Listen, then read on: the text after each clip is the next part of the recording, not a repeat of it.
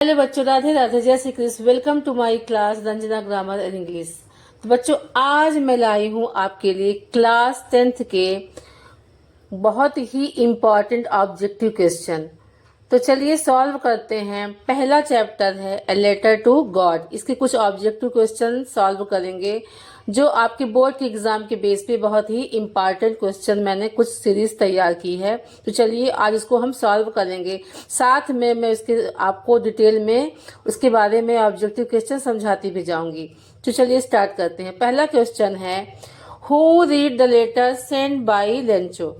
यानी कि जो लेंचो ने लेटर्स भेजा है वो किसको भेजा है। ऑप्शंस हैं his wife, the post master, the God, his son. तो इसका आंसर क्या होगा? हाँ, उसने किसको लेटर लिखा था लेंचो ने? गॉड को, ईश्वर को।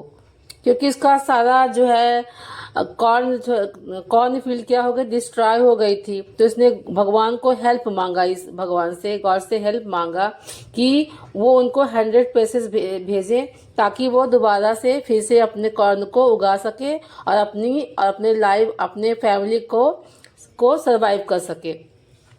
तो सेकेंड क्वेश्चन है, who is the author of the lesson a letter to God. इस लेसन के यानी लेटर टू गॉड के ऑथर कौन है, लेखक कौन है? तो ऑप्शन है G.L. Fuentes, Anne Frank, Gavin Maxwell and Eleanor Estes. तो कौन है? G.L. फ्लुएंटेस। तो थर्ड क्वेश्चन है, what did Lencho think of the post office employees. Lencho जो है पोस्ट ऑफिस के एम्प्लॉयज के बारे में क्या सोचता है? ऑप्शन ए रूड, ये सोचता है कि वो बहुत रूड है, यह भी बहुत प्राउड हैं, घमंडी हैं, ब्रंच ऑफ क्रुक्स हैं, बेईमान हैं, या अनहेल्पफुल हुए, यानी कि किसी की सहायता वो नहीं करने वाले हैं। तो बताइए इसका आंसर क्या होगा? यस, वो सब सोचता है कि सारे एम्प्लॉयज क्या है, बंच ऑफ क्रुक्स है, सारे धूर्त हैं और सारे बेईमान हैं। How much money was arrange by the post master. अब पोस्ट मास्टर ने कितने पैसे अरेंज किए? उसने तो ईश्वर से, भगवान से लेंचो ने 100 पैसे मांगे थे, लेकिन फिर भी उस पोस्ट मास्टर ने सब कुछ इकट्ठा करके कितने पैसे भेजे थे? यस, 70 पैसेस। यानी कि सारे कितने पैसे इकट्ठे हो पाए? केवल 70 पैसे ही इकट्ठे हो पाए, जिसको उसने एक इन्वेलप में भर के, लिफाफे में भर के पोस्ट कर दिया। और बाद में इसमें सिग्नेचर किसका कर दिया? गॉड का। तो देखिए अब आगे बढ़ते हैं। How much money did Lencho want. अभी मैंने बताया कि लेंचो भगवान से कितने पैसों की डिमांड करता है। यस, कितना? 100 pesos. Field look as if it were covered in. जब लेंचो का पूरा फील्ड जो है हेल स्टोन से कवर हो गया, ढक गया, तो वो कैसा दिखता था? यस, वो सॉल्ट की तरह दिखता था, नमक की तरह। ऐसा लगता था कि पूरे खेतों में, पूरी जितनी भी वहाँ की लैंडस्केप था, पूरा खेत था, पूरा क्या हो गया? पूरे नमक की तरह, सफ़ेद चादर की तरह, बिल्कुल नमक का परत बिल्कुल सब जगह पूरे खेत में क्या हो गया? फैल गया हो। तो यहाँ पे सॉल्ट होगा।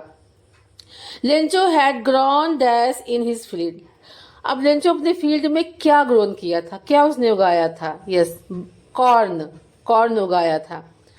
वे was Lencho's house situated. Lencho का घर कहाँ स्थित था?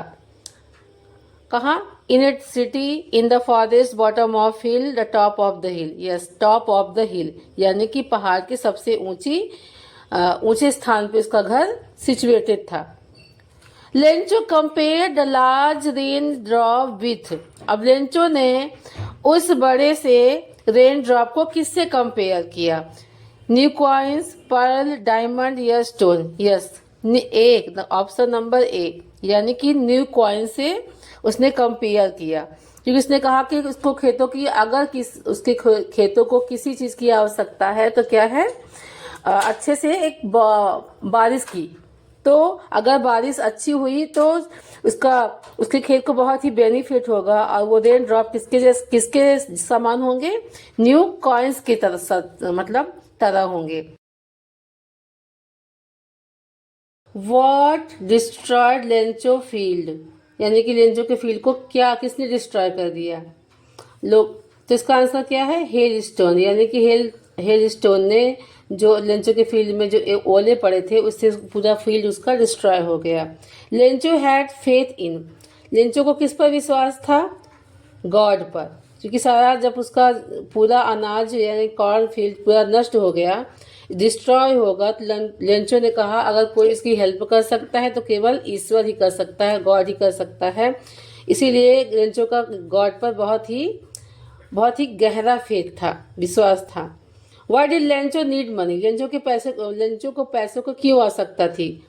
To save his family, to buy a tractor, to go to city, to herd cattle, यानी कि लेंचो को पैसे की आवश्यकता थी ताकि वो अपनी फैमिली को सेव कर सके, to save his family.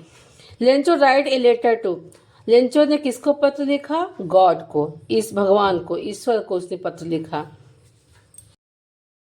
Who is the poet of the poem dust of snow, यानी डस्ट ऑफ स्नो का पोएट कौन है, तो कौन है, Robert Frost. What did the crow sake of the poet, तो पोएट ने क्या सेक कर दिया, डस्ट ऑफ स्नो को उसने सेक कर दिया, हिला के डस्ट ऑफ स्नो को गिरा दिया। The dust of snow affected the poet by, यानी कि डस्ट ऑफ स्नो जो हेमलॉक ट्री पर डस्ट ऑफ स्नो जमा हुआ था तो उसके झड़ जाने से पोएट कैसे अफेक्टेड हुआ, तो क्या हो गया, चेंजिंग हिज मूड, यानी कि पोएट का मूड जो है वो चेंज हो गया, यानी कि वो दुखी था उसका मूड जो है अब अच्छा हो गया। Where was the crow sitting, crow कहाँ बैठा था, ऑन ए हेमलॉक ट्री पर बैठा था। What has the poet saved in the poem dust of snow, तो डस्ट ऑफ स्नो में पोएट ने क्या सेव किया, some part of the day, यानी कि उसका जो दिन जो खराब जाने वाला था तो पोएट का वो दिन जो है वो क्या हो गया, सेफ हो गया, सुरक्षित हो गया, बच गया। Who has retain the poem fire and ice, Robert Frost, John Keats, W.B. Yeats, S.T. College, किसने लिखा था, रॉबर्ट फ्रॉस्ट ने। What does ice symbolize in the poem Fire and Ice? Fire and Ice में इसमें ice जो है किसका symbol है, किसका प्रतीक है, डिजायर, हैट्रेड, लव या पेन, किसका प्रतीक है, हैट्रेड यानी कि घृणा या नफरत का। What does fire symbolize in the poem Fire and Ice? अब फायर एंड आइस पोयम में फायर का किसका प्रतीक है, डिजायर, हैट्रेड, लव या पेन, किसका है, डिजायर का, इच्छा का। What is the meaning of Paris, Paris का मतलब इस पोयम में पेरिस का क्या मतलब है, राइज, बर्थ, ग्लो और डाई, क्या है, डाई मतलब समाप्त हो जाना, नष्ट हो जाना। According to the Robert Frost what will end one day, इस पोयम में रॉबर्ट फ्रॉस्ट के अकॉर्डिंग जो है एक दिन क्या समाप्त हो जाएगा, क्या हो जाएगा, वर्ल्ड, ये संसार जो है पूरा समाप्त हो जाएगा। तो चलिए बढ़ते हैं अगले चैप्टर की तरफ। अगला चैप्टर है long walk to freedom, Nelson Mandela long walk to freedom. तो क्वेश्चन है according to Nelson Mandela what is a courage, यानी कि नेल्सन मंडेला के अकॉर्डिंग अनुसार जो है करेज क्या है, करेज मतलब साहस क्या है।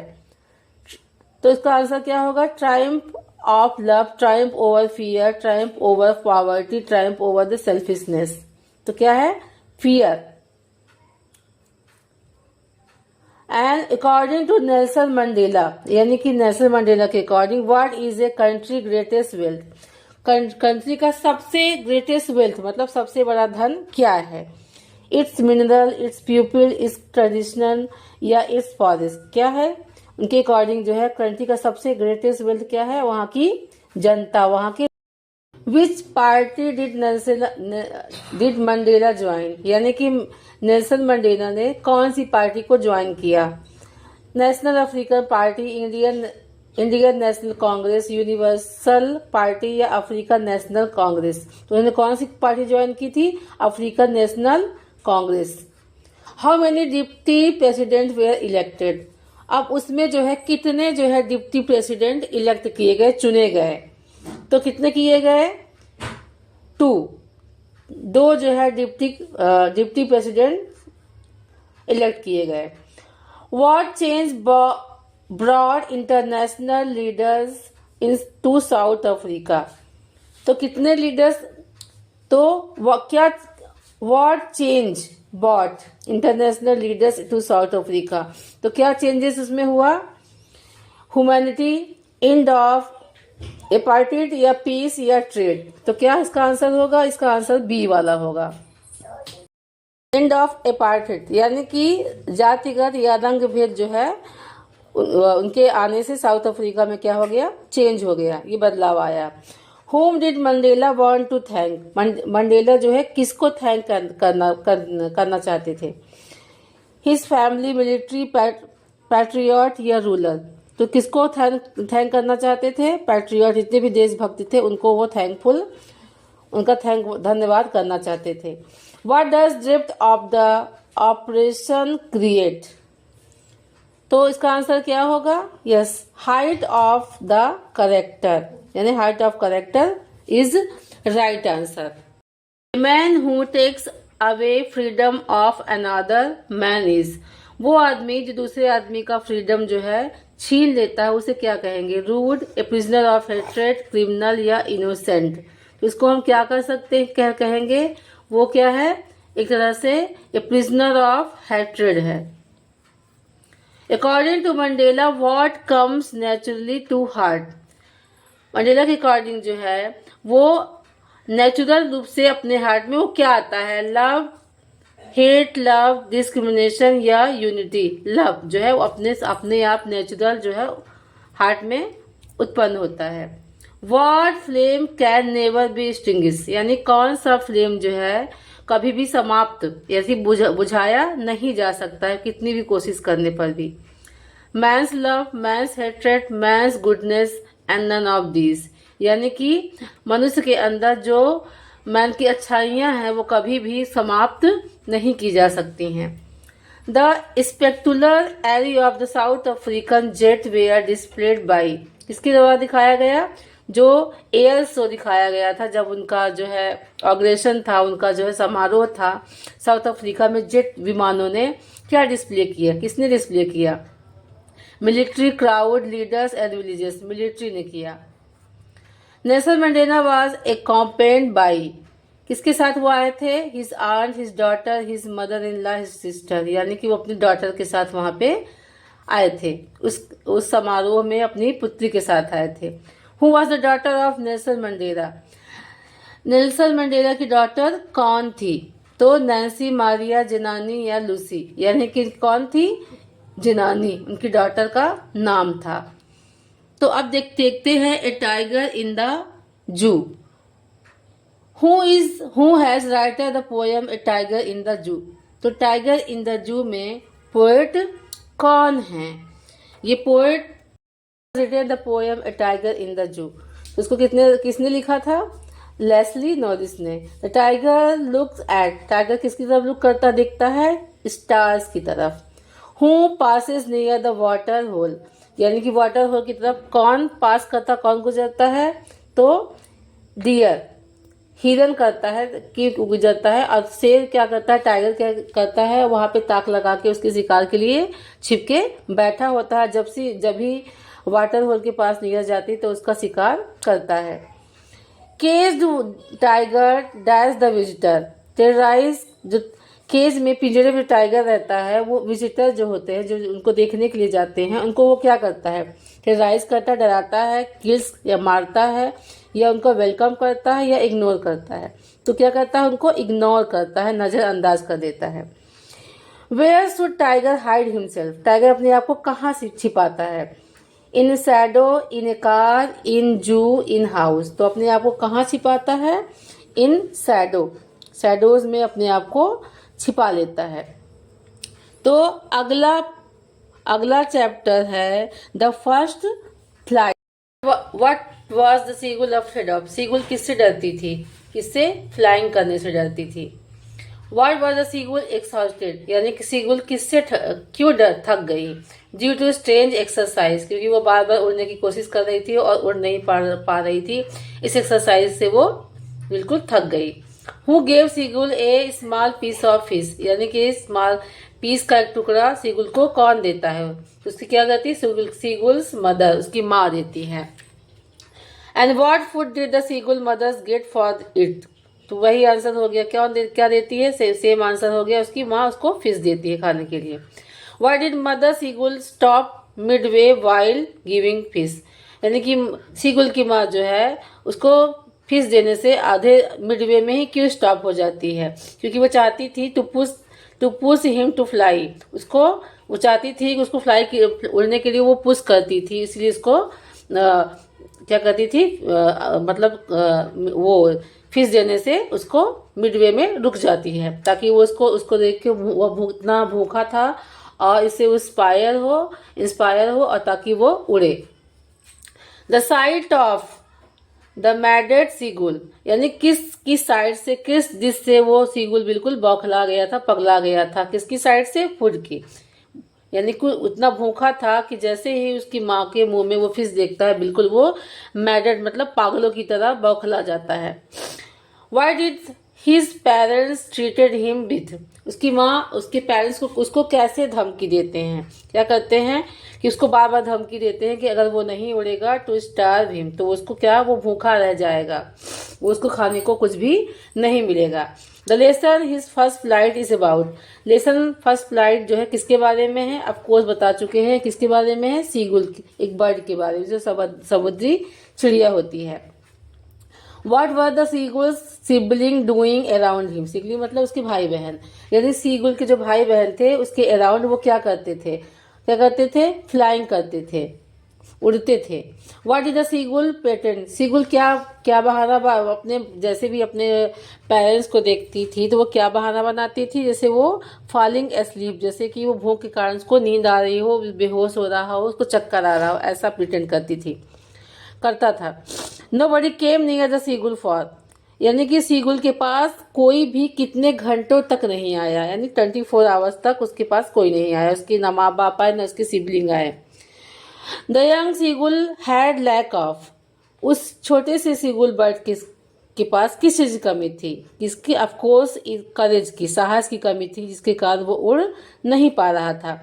Who was alone on the ledge, यानी कि समुद्र के किनारे जो है वो लेज में कौन अकेला था? यंग सीगुल जो है वो अकेला था, बाकी सारे इसके भाई बहन उड़ चुके थे।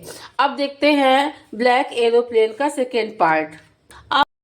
Why was the aeroplane twisted in the air, यानी कि एरोप्लेन जो है एयर में क्यों ट्विस्टेड हो रहा है? ड्यू टू स्टॉर्म, यानी कि तूफान के कारण। Why did the pilot call Paris control, यानी कि द पायलट ने पेरिस कंट्रोल को क्यों फोन किया? फॉर लैंडिंग, यानी कि लैंडिंग के लिए, क्योंकि स्टॉर्म आ रहा था, तूफान आ रहा था, इसीलिए वो सेफली उस प्लेन को लैंड करने के लिए पेरिस कंट्रोल को फोन करता है। The pilot was not able to anything, उस तूफान के कारण जो पायलट क्या कर नहीं पा रहा था? कुछ भी देख नहीं पा रहा था, तो यहाँ सी होगा।